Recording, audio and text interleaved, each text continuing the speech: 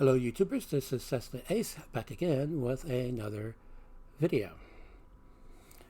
I need to make another plea for a floor director. I need a floor director. Inside joke. Some of you got it, some of you didn't.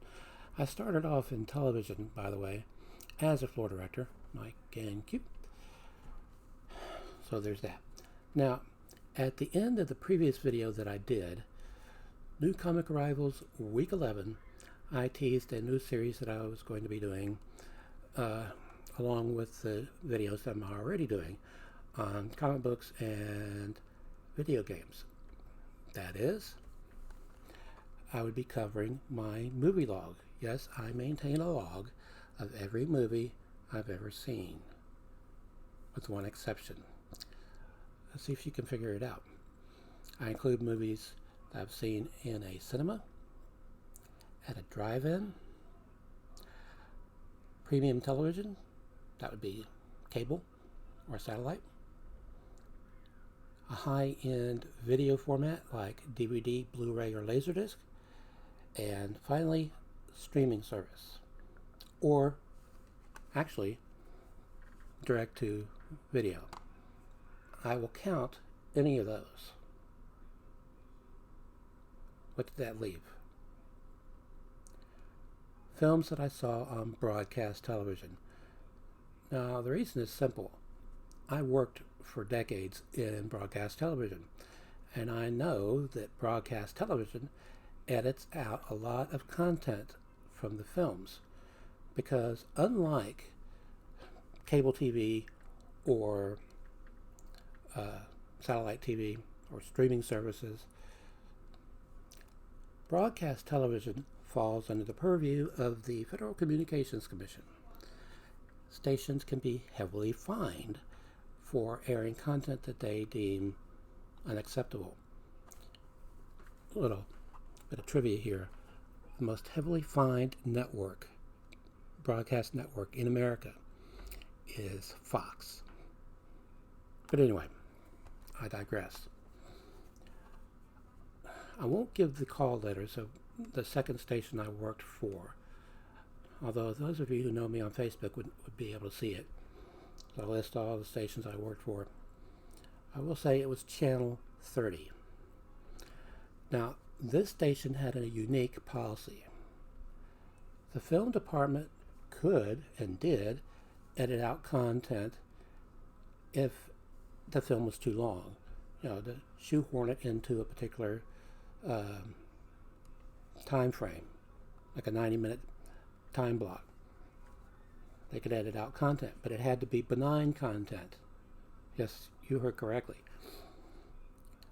They made a big deal out of not editing out nudity or other strong content. So benign stuff out, not so benign stays in. And I'll tell you the movie that put an end to that, Valley Girls. So I'm not holding in my hands. But we got so many bomb threats and calls from the mayor and calls from, yes, the governor's office. That put an end to that, even though we had already been airing films that netted us bomb threats, like Death Race 2000. Even though we aired promos, all the promos we aired for at in the largest font we could manage to get on that screen, that parental guidance is strongly suggested. And going into the movie and going back into the movie after every commercial break, we had a disclaimer, full screen. This film contains strong sexual content, contains nudity, contains this, that, and other thing. Parental guidance strongly suggested. We didn't start airing it until midnight. Okay? Yet, fortunately, I wasn't working alone that night, because sometimes on the weekend I did work alone. So I ran the whole station. I was the only one in the building. But the other person that was in the building, the other engineer, she came and got me and said, "Mark, you want to hear something funny if you got a moment?" And I looked, and we had a habit of running our primetime movies in long segments. Typically, a movie segment would run for 45 minutes before we took a commercial break. Then we ran a 2.5-minute commercial break, a bumper, another 2.5-minute break, and then back for another 30 or 40 minutes. Anyway, I looked and I had about 20 minutes left. So I went and she took me into the receptionist area, and the answering machine was going nuts over Death Race 2000. This one guy, I'll never forget it. He started counting all the number of times he saw nudity, this, that, babies getting run over, and all this stuff. Admittedly, it's a film that should not be watched by toddlers, but he had his toddler with him watching it.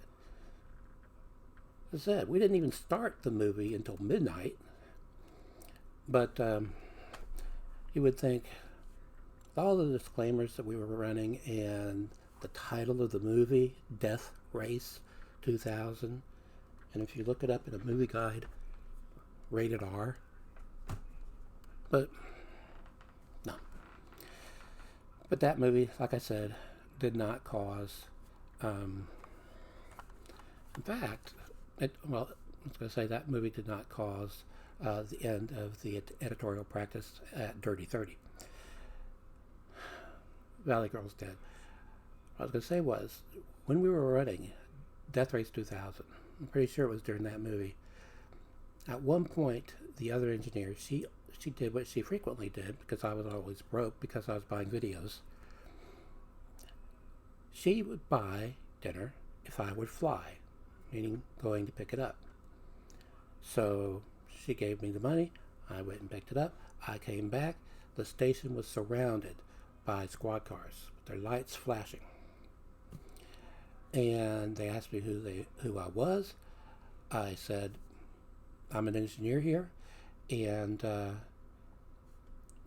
they allowed me to go in, but they followed me all the way into master control to the woman who was taking over while I was gone in master control. She was at that time of the shift working the tape room. Do you know him? Yeah, he's master control engineer here. Okay. Anyway, I got off the subject, didn't I? I thought I would spice things up by showing a physical copy of whatever movie I was reviewing. That's one of the criteria. I must have a physical copy of the movie in order for it to get reviewed. And secondly, I must have seen it recently. You will not see any film clips, however, because those of you who are new to this channel won't know this, but those who have been with this channel a long time will know that I was gone for several years for health reasons.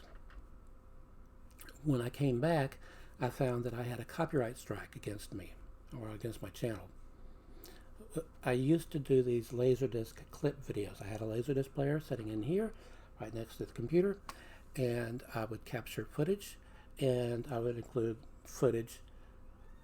Like, one of the things I used to do is shout out clip videos, where I'd do like 10 seconds from the movie and a list of channels that I was shouting out, and then another 10 or 15 seconds, and then go back to another list of channels. Well, I also would do more long form titles, but usually ones that I figured were in the public domain. The Laserdisc clip video that I did that got the copyright strike was a film that is, let's see, it came out in 32 or 33, almost 90 years ago. Now, most of the films from this comedy duo, Wheeler and Woolsey, are in the public domain, and I didn't check and figured that one was, but either it wasn't, or the copyright holder, or the copyright holder for that library, the RKO film library, insisted that it was under copyright law or protection, and so I got a strike. And I had about 50 more videos that had received flags from YouTube that they were potentially next on the chopping block. The thing with YouTube is, like I said, I had one strike. 3 strikes and you're out. And there's no recourse at that point. And once they delete a video for copyright reasons, there's no way for you to say, well, I was just getting ready to delete that. No, that doesn't work. Anyway, I will be showing the video in question, or the movie in question. At the end of this video, I will go over a list of the films that I saw the same week I saw this, which was not last week, but the week before last, because I kind of got behind. I do have an order coming from Things from Another World of about $500 worth of comics. I checked just before I started recording this video, and it's not even in the state of Florida yet, that package. Of course, when it arrives, I will show the contents. And I still have about 70 comics from the previous shipment that I haven't shown. But after I got word that they had shipped this package, I could, well, I'll wait until it comes, and then I'll,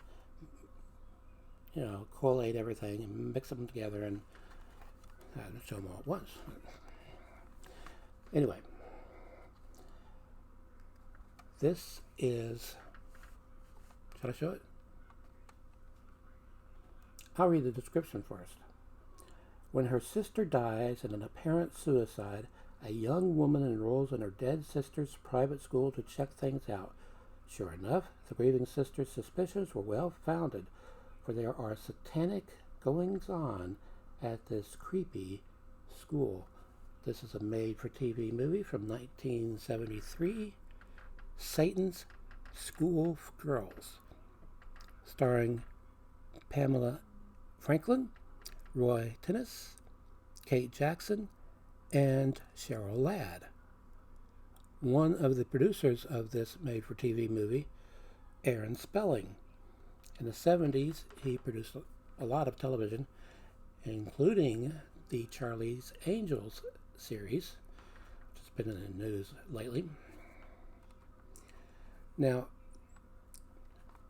the movie starts with a car chase. Very odd car chase because it involves only one car. It involves this woman who is fleeing from somebody or something. She keeps frantically checking her rearview mirror and looking behind her and everything, but you never see anything behind her. Well, it turns out she is the first girl who commits suicide. Then another girl at the school commits suicide. And then another. I will say, casting-wise, Roy Tennis is fine. But in the role that he plays in this telefilm, they could have easily gone with Christopher Lee to play his role, if that's not giving things away. Now, I could say, well, Christopher Lee did do a made-for-TV movie in America. He also appeared in at least one Disney film in the 70s. So, he was trying to get away from just being known as a horror actor. But I'm just going to leave it at that. This DVD was released by Platinum Disc Corporation. Now, at the time, they were using these giant jewel cases, which have a tendency to break easily, the hinges. This one is fine.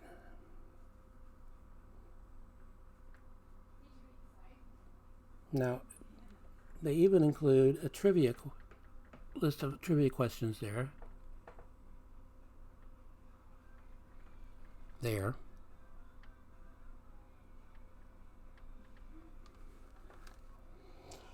Such as, who was the first girl to commit suicide? How did everybody call the headmistress? And they get multiple choice. Who killed Dr. Delacroix? How many girls did Satan need? Who was the incarnation of Satan? Now, as for the transfer, there are some. It's obvious that they used an analog videotape as their master because it has some creases here and there. But it's in better shape than what has been uploaded to YouTube. I'll put a link in the description box. So I did watch that version to see how it compared to this transfer. This transfer is marginally better, but it's not perfect. I don't know if it's in the public domain or what. Now, Platinum Disc Corporation had a habit of splitting up the title for the film on the spine. Satan's School, Space, for Girls. This is... Well, I saw it just a minute ago. Release 00099. Okay, now as for the... Oh, my recommendation or not. Marginal thumbs up. Okay. We now have Disney Plus. So the first several films that are on here are films that I saw on Disney Plus, but then I started expanding because large DVD collection, and also we have Netflix and Amazon Prime. First thing I watched, believe it or not, is a documentary from National Geographic, feature-length documentary called Mars, Spirit and Opportunity. This is a new documentary. It chronicles two rovers that they sent to Mars called Spirit and Opportunity. They were only designed to last 90 days on Mars. They lasted for thousands. And one rover found frozen liquid that was not water, and one found frozen liquid that was water, but not on the surface. Okay, James and the Giant Peach from 1996. I can't believe I waited this long to see this film because it is really, really good. It combines stop motion animation, akin to Nightmare Before Christmas, with computer animation and live action. A really good movie. I then saw a Pixar film that for some reason I skipped out on when it first came out, and I'm not the only one guilty of this. A lot of people missed it when it first came out. The Good Dinosaur from 2015. A good movie. I then saw a movie that I watched because my wife watched it. I only caught the tail end of it as she was watching it, and I saw David Niven and I saw a young Jodie Foster. So then I decided to watch it once I got on the computer. That is Candle Shoot from 1978. I really like that movie. In fact, I like it enough that I'm going to try and find a physical copy of it, because there are a ton of Disney movies that I have physical copies of that aren't on Disney Plus yet, and some that I don't have physical copies of that aren't on the site yet. Like one that I saw in a drive-in called The North Avenue Irregulars. There is a review on YouTube by Siskel and Ebert of that movie. If I remember, I'll stick a link down there. But Candle Shoot, really enjoyable movie.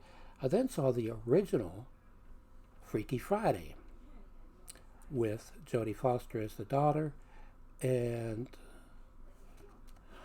I'm going blank on who played the mother. But they did a fantastic job of selling the premise of that movie. The film also has in the cast John Astin, who played Gomez in the 1960s Addams Family television series. He plays the father, and Dick Van Patten plays a part in the movie as well. And this particular version, the screenplay was written by the woman who wrote the original story.